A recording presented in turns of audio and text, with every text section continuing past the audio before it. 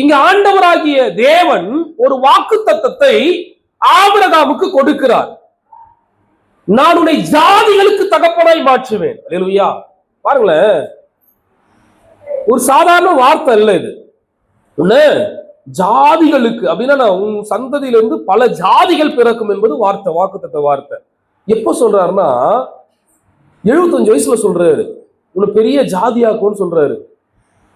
அது எப்படிப்பட்ட சூழ்நிலை சொல்றாருன்னா, நம்பிக்கையே இல்லாத சூழ்நிலையில. பாருங்களேன், அந்த வசனத்தை முடியுங்களேன். தான் அநேக ஜாதிகளுக்கு தகப்பனாவதை நம்புகிறதுக்கு ஏதுவில்லாதிருந்தும், பாருங்களேன், அதை நம்புறதுக்கு ஒரு பர்சன்ட் கூட வாய்ப்பு இல்லை. 1% கூட இல்ல வாய்ப்பு இல்லை. நான் உனக்கு பெரிய ஜாதியாக்குவோமான்னு சொல்றாரு. எப்ப சொல்றாருன்னா, வயது முதிர்ந்து தள்ளாடுகிற வயதுல, நரை விழுந்த வயதுல, தடி வைத்து ஊன்றி நடக்கிற வயசுல ஒரு சொல்ற வார்த்தை. தேவன் சொல்றாரு, நான் உன்னை பெரிய ஜாதியாக்குவேன், உன்னை பெரிய ஜாதிகளுக்கு நான் என்ன பண்ணுவேன், தகப்பனாக்குவேன் அப்படின்னு சொல்லிட்டு இத சொல்றாரு. வாசிங்க. ஆனா இப்ப நீங்களும் நானும் அந்த இடத்துல இருந்திருந்தோம் அப்படின்னா ஒரு கேள்வி கேட்டிருப்போம், ஆண்டவரே என்னால எழுந்து நடக்கவே முடியல, எனக்கே வீட்டுக்கு வந்தா எப்படா படுக்கணும்னு தோணுது, இருக்கிற வேலையெல்லாம் முடிச்சுட்டு இப்ப இருக்கிற மாதிரி அப்ப வேலை இல்லை, கடுமையான உழைப்பு. ஏன்னா ஆடு மேய்க்கணும் வனாந்திரத்துல, தண்ணி இல்லாத இடத்துல. அது வந்து ஒரு பயங்கரமான வனாந்திரமான பூமி, அங்க பெருசா புல் பூண்டெல்லாம் இருக்காது. அப்ப எங்க அதை தேடி கண்டுபிடிச்சு பல மைல் தூரம் நடந்து அந்த ஆட்டுக்கு நல்ல உணவு கொடுத்து அதுக்கு தண்ணி காமிச்சு கொண்டு வந்து என்ன பண்ணணும், சேர்க்கணும். ஒரு கடுமையான வேலை. இவ்வளவு வயசான காலத்துல இந்த வார்த்தை ஆண்டவர் சொல்றாரு. அது ஏதுவில்லாது இருந்தும் அப்போ அந்த விசுவாசம் கிரியையில என்ன பண்றாரு, காண்பிக்கிறத பாருங்களேன். இந்த விசுவாசம் எப்பொழுது உயிர் பெறும் என்று சொன்னால், அது கிரியையிலே நாம் செயல்படுத்தும் பொழுதுதான் உயிர் பெறும்.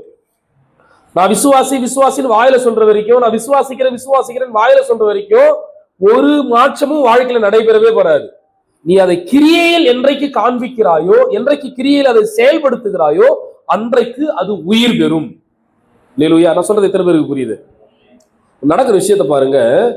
நம்பிக்கையோட விசுவாசித்தான், அவன் விசுவாசத்திலே பலவீனமா இருக்கவில்லை. வயதுல பலகீனம், சரீரத்துல பலகீனம். ஆமாம் சொல்லுங்களேன். பாருங்களேன், வயசு ரொம்ப ஆயிடுச்சு, ரொம்ப முதிர்ந்த வயது ஆயிடுச்சு. வயசு பலகீனம், சரீரத்துல பலகீனம், மனதளவில் பலகீனம். ஆனா விசுவாசத்துல வல்லவனா இருந்தானா. பாருங்களேன், அவனுடைய வாழ்க்கையில் ஆண்டவர் அற்புதம் செய்வதற்கு உன்னுடைய இடம், பொருள், ஏவல், உன்னுடைய சூழ்நிலை, உன்னுடைய பலன், உன்னுடைய பொருளாதாரம், உன்னுடைய ஆசீர்வாதம், உன்னுடைய நன்மை, நீ இருக்கிற இடம், இதெல்லாம் ஆண்டவருக்கு தேவையே இல்லை. உன் வாழ்க்கையில கர்த்தர் நன்மையை செய்ய வேண்டும் என்று சொன்னால், நீ எதிர்பார்க்காத காரியத்தை அல்லது கர்த்தருக்கு வாக்குத்தத்தம் பண்ணினதை உன் வாழ்க்கையில நிறைவேற்ற வேண்டும் என்று சொன்னால், கால சூழ்நிலைகள் ஆண்டவருக்கு ஒரு பொருட்டே அல்ல, உன் பலன் ஆண்டவருக்கு ஒரு பொருட்டே அல்ல. அவர் பார்ப்பதால உனக்குள்ள இருக்கிற விசுவாசம் உயிரோட இருக்கிறான்னா பாப்பார், உனக்குள்ள இருக்கிற விசுவாசம் கிரியை செய்தான்னு பாப்பார். அடுத்த வார்த்தை சொல்லுது, அவன் விசுவாசத்தில் பலவீனமாய் இருக்கவில்லை. அவன் ஏறக்குறைய 100 வயதுள்ளவனாய் இருக்கும் பொழுது தன் சரீரம் செத்து போனதையும் சாராளுடைய கர்ப்பம் செத்து போனதையும் எண்ணாதிருந்தான். அதை பத்தி அவன் கேர் பண்ணவே இல்லை. அவன் சரீரம் செத்து போயிடுச்சான், வசனம் தான் சொல்லுது. ஆனா இவன் என்ன நினைக்கல, அதை நம்பல.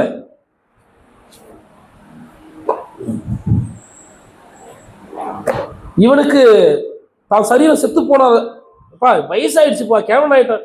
யாரா சொன்ன கிழவன்ட்டு? பாருங்களேன், உடம்பு அளவுல அந்த பலகீனம் இருந்தாலும் அவன் இருதயத்துல ஒரு விசுவாசம் இருக்குது. நான் என்ன பண்ண, நான் இன்னும் இல்ல, நான் இன்னும் உயிரோட தான் இருக்கிறேன். சாராளுடைய கர்ப்பம் செத்து போனதுன்னு வசனம் சொல்லுது. ஆனா அதை அவன் என்னாவது இருந்தானோ அதை பத்தி கேர் பண்ணல. இப்ப டாக்டர் சொல்லுவாங்க, எப்ப உன்னால முடியாது, அவ்வளவுதான்ப்பா, உன் லைஃப் முடிஞ்சு போச்சு, இதை நீ செஞ்சேதான் ஆகணும், இதை செய்யலாம், உயிர் பழைக்க மாட்டேன். ஐயோ, என்ன மாதிரி கொடூரமான வியாதி உனக்கு வந்திருக்கு தெரியுமா? இதெல்லாம் வந்த 100ல ஒரு ஆள் தான் பிழைச்சிருக்கிறான், உன்னால பிழைக்க முடியாது, என்ன வேணாலும் சொல்லுவாங்க. உலகம் உனக்கு எதிராக பேசும். இந்த பிரச்சனையை மட்டும் இதே வேற யாராவது வச்சுக்க, இந்நேரம் செத்தே போயிருப்பான், நீயா இருக்கிறதுனால ஏதோ தாக்கு பிடிச்சிட்டு வர பாவமாகுது உன்னை பார்த்து அப்படின்னுவாங்க. அன்பு சகோதர சகோதரியே, எவன் ஒருவனுக்குள் விசுவாசம் உயிரோடு கூட இருக்கிறதோ, எவன் ஒருவனுக்குள் விசுவாசம் செயல்பாட்டில் இருக்கிறதோ, எவன் ஒருவருக்குள்ள விசுவாசம் கிரியை செய்து கொண்டிருக்கிறதோ, அவன் எல்லாமே அவனால கூடும், எல்லாம் ஆகும் என்று வசனம் நமக்கு கற்றுக் கொடுக்கிறது. அவனால் எல்லாம் கூடும் என்று ஆண்டவர் நமக்கு கற்றுக் கொடுக்கிறார். அல்லேலூயா.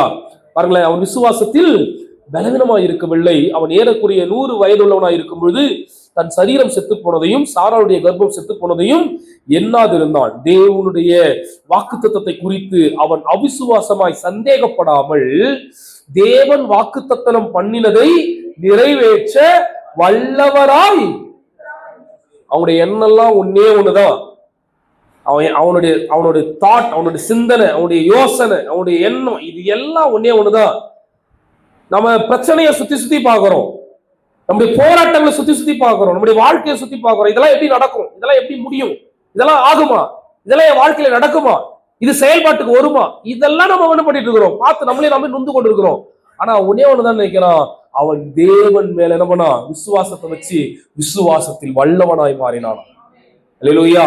அதான் சொல்லுது பாருங்க, வாக்குத்தத்தம் பண்ணினதை நிறைவேற்ற வல்லவராய் இருக்கிறார் என்று முழு நிச்சயமாய் நம்பி தேவனை மகிமைப்படுத்தி விசுவாசத்தில் வல்லவனான. சமஸ்த இஸ்ரவேலும் போருக்கு நிக்குது, கோலியாத் நிக்கிறான். கோலியாத்தை பார்த்து எல்லாம் சொல்றாங்க, ஐயோ இதோட எல்லாம் முடிஞ்சு போச்சு, நம்ம வாழ்க்கை முடிஞ்சு போச்சு, நம்முடைய எதிர்காலம் முடிஞ்சு போச்சு, ஒரு மிகப்பெரிய அரக்க நமக்கு முன்பாக வந்து நிக்கிறான், இவனை ஜெயிக்க யாராலையும் முடியவே முடியாது. அல்லேலூயா. எல்லாருடைய விசுவாசம் செத்து போனது. ஆனா ஒரு சின்ன பையனுடைய விசுவாசம் மாத்திரம் சுத்தி இருக்கிற சூழ்நிலையை பார்க்கல, தன்னை அழைத்த தேவனை நோக்கி பார்த்தது. அவனை காட்டிலும் என்னோடு கூட இருக்கிறவர் பெரியவர். ஆமென் சொல்லுங்களேன். இந்த பிரச்சனையை காட்டிலும் என் கூட இருக்கிறவர் பெரியவர். இந்த போராட்டத்தை காட்டிலும் என்னை படைத்த தேவன் பெரியவர். இந்த பலகீனத்தை காட்டிலும் என்னை அழைத்த தேவன் பெரியவர். ஆமென் சொல்லுங்களேன். இதை மேற்கொள்வதற்கு, ஜெயம் எடுப்பதற்கு இன்னைக்கு கர்த்தர் உன்னுடைய தலையை என் கையில கொடுப்பார் என்பதை நான் அறிந்திருக்கிறேன். ஆமென் சொல்லுங்களேன். பிரச்சனையை பார்த்து நம்ம இப்படி பேச வேணாம், இதுதான் விசுவாசம். இன்னைக்கு இந்த பிரச்சனையை நான் ஒரு முடிவுக்கு கொண்டு வரேன், கர்த்தர் என் கையில இந்த பிரச்சனையை முடிவு கட்டுறாரு அப்படின்னு நான் சொல்றேன். பாத்தீங்களா, இதுதான் விசுவாசம். அல்லேலூயா. அதனால ஆண்டவர் சொல்றார், போய் பார்த்து என்ன பண்ணு, பேசு. உன் பிரச்சனையை பார்த்து பேசு. பிரச்சனையை பார்த்து என்ன பண்ணிட்டு இருக்காத, பயந்து போய் ஒடிஞ்சு போய் உட்கார்ந்துட்டு இருக்காரு. பிரச்சனையை பார்த்து பேசு, உன் போராட்டத்தை பார்த்து பேசு, உன் வியாதியை பார்த்து பேசு. ஆண்டவர் எங்க பண்ணலாம், வியாதி என்ன பண்றாரு, அதட்டுறாரு. இயேசு நாமத்துல போ, சீஷர்கள் தானே சொல்லி கொடுக்குறாரு, போ நீ பேசுப்பா, அது போகும். நீ ஒண்ணு என்ன பண்ணாத, பிரயாசப்படாத, நீ விசுவாசத்துல பேசு, ஆக்டிவேட் பண்ணு. விசுவாசத்தை என்ன பண்ணு, இன்னைக்கு ஆண்டவர் உங்களுக்கு இந்த விசுவாசத்தை ஆக்டிவேட் பண்ணணும். ஆமென் சொல்லுங்களேன். உங்களுக்குள்ள செத்து போயிருக்கிற, டீஆக்டிவேட் பண்ணி வச்சிருக்கிற இந்த விசுவாசம் என்னைக்கு உயிர் பெற்று ஆக்டிவேட் ஆகுதோ அன்னைக்கு உங்களால எல்லாம் கூடும், உங்களால் எல்லாம் ஆகும். இந்த மே மாசம் ஆண்டு உங்களோட பேசிக்கொண்டு முதலாவது வாரத்துல முதல் ஞாயிற்றுக்கிழமை ஆண்டு உங்களோட பேசுறாரு, உன்னால் எல்லாம் ஆகும். நீ நினைக்கிற என்னால முடியாது, எனக்கு பலன் இல்லை, நான் சோர்ந்து போயிட்டேன், எனக்கு திடன் இல்லை, என் காலில் ஓட முடியல ஆண்டவரே, நான் சோர்ந்து போயிருக்கிற ஆண்டவர், என்னால உழைக்க முடியல ஆண்டவர், என்னால எப்படி முடியும், என்னால அந்த கடன் அடைக்க முடியல, என்னால அந்த பிரச்சனையிலிருந்து வெளியே வர முடியல, என்னால அந்த பலவீனத்தை மேற்கொள்ள முடியல, நான் எப்படி சமாளிக்க போறேன்னு எனக்கு தெரியல, நான் சோர்ந்து போயிருக்கிறேன், பலவீனமாய் இருக்கிறேன்.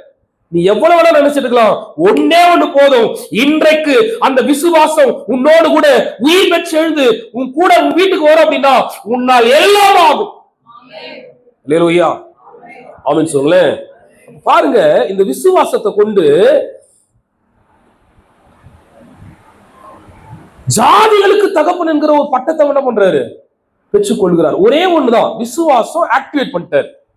இந்த விசுவாசத்தை ஆக்டிவேட் பண்ண மாத்திரத்துல ஜாதிகளுக்கு தகப்பனா, ஜாதிகளுக்கு தகப்பன் ஆபிரகாம் நிமித்தம் அவனுடைய விசுவாசம் நீதியாய் எண்ணப்பட்டதாம். ஆமென் சொல்லுங்களேன். இப்ப அந்த விசுவாசத்தை கொண்டுதான் நீங்களும் நானும் நீதிமானா மாறி இருக்கிறோம். கிரியையினால் அல்ல, நம்முடைய கர்த்தர் மேல் வைத்திருக்கிற விசுவாசத்தினால நீங்களும் நானும் நீதிமானா மாற்றப்பட்டு இருக்கிறோம். பாருங்க, அங்க ஆக்டிவேட் பண்ணிட்டார் ஆண்டவர். உங்களுக்குள்ள எனக்குள்ள இந்த விசுவாசம் ஆக்டிவேட் ஆகும் அப்படின்னா ஆண்டவர் நிச்சயமாய் நம்முடைய வாழ்க்கையில என்ன பண்றாராம், கிரியை செய்கிற தேவனாய் இருக்கிறான். ஒன்னே ஒண்ணு நம்ம செய்யணும், என்ன அப்படின்னா நம்முடைய பலத்துல நம்ம நிற்க கூடாது. விசுவாசம் வந்துட்டாலே என் பலத்தை தூக்கி குப்பையில போட்டுடணும். என்னுடைய சிந்தையை தூக்கி, நான் என்கிற அகங்காரத்தை தூக்கி, நான் ஏன் வேலை, ஏன் உழைப்பு, என்னால அதை செய்ய முடியும், என்னால செய்ய முடியாது, ஏதோ ஒன்று அங்க நான் என்கிற இந்த காரியத்தை எடுத்து குப்பையில போட்டுட்டு எல்லாம் என் தேவனாகிய கர்த்தரால் ஆகும். இதுதான் விசுவாசம்.